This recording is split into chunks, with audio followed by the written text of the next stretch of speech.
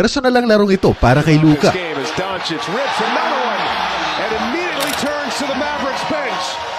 At inisip kaya ng Dallas na hindi ito gagawin ni Lucas sa kanila dahil matapos siyang ipamigay ng dati niyang prangkisa, ito ang mga numerong pinakain niya sa kanila. Isang triple-double para sa Lakers at kitang-kitang may gusto siyang patunayan sa mga sumayang sa kanya. At kapag mayroon siyang ganyang pinanghuhugutan, mas lalo siyang mahirap pigilan. At hindi pa nga nakatulong sa Dallas nang matapos ang trade na yun ay tila ba si Luka ay kanilang siniraan. Saying na wala na siya sa kondisyon at ang depensa niya ay wala nang patutunguhan. Pero sa unang pagkakataong magharap muli ang dalawa, pinatunayan ni Luka na mali lahat ng sinabi tungkol sa kanya. At ito ngayon ang pinakamainit na narrative sa liga. Kaya tara't pag-usapan natin ang umpisa ng villain arc ni Luka. Ito ang kwento ni Doncic.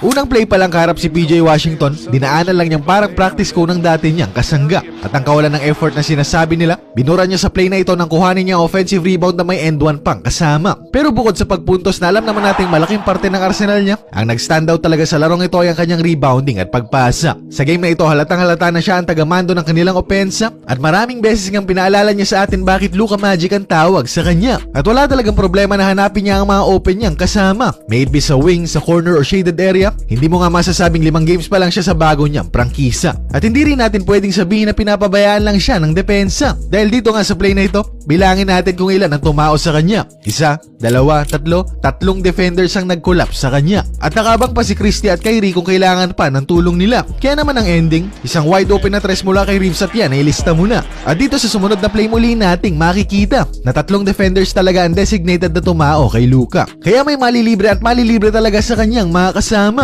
At knowing Luka, mahanap niya yan kahit gaano pa kasikip ang passing lanes na ibigay sa kanya. At dahil dito 12 assists ang kanyang naitala at finally mukhang mas nahanap na niya ang tamang tempo at groove na sa kanya'y dating nawala. Dahil sa maunang game siya naman talaga, kapansin-pansin na siya ay nangangapa pa. Only averaging 15, 7, and 5 with 4 turnovers per game, shooting only 21% sa 3-point area. At yung mga numerong yan hindi mo nga mapagkakamalang kay Luka. At ito nga lang huling 2 laro niya, saka palang nagpakita ang bersyon ni Luka na ating nakilala. Laban sa Nuggets, 32 points ang kanyang ikinamada sa loob lamang ng 31 minutes na playing time na binigay sa kanya. At bago nga ang bakbakang ito, 8 sunod-sunod na games na ang talo ng Lakers sa kanila. At ang Denver din ang pinakamainit na team sa kanilang komperensya. Pero sabi ni Luka, ako na ang bahala. At tinambakan nga nila ang Nuggets na meron ng 9-game winning streak sa liga. At ang game na ito ang papiyaw sa kung anong gagawin niya laban sa Dallas. And true enough, pagpatak ng game day, primetime TV ang ating nasilayan. And hindi man ito ang best scoring game na kanyang pinakawalan, ang game na ito ang testamento sa kung bakit ang mga katulad ni Doncic ay hindi dapat binibitawan. Ito rin ang rason kung bakit ganito katindi ang backlash kay Nico Harrison. At ito rin maaari ang maging mitya kung bakit mapapatid ang Dallas sa maagang parte ng postseason. At ito rin ang dahilan bakit ang mga gwardiya, wing at sentro ng Lakers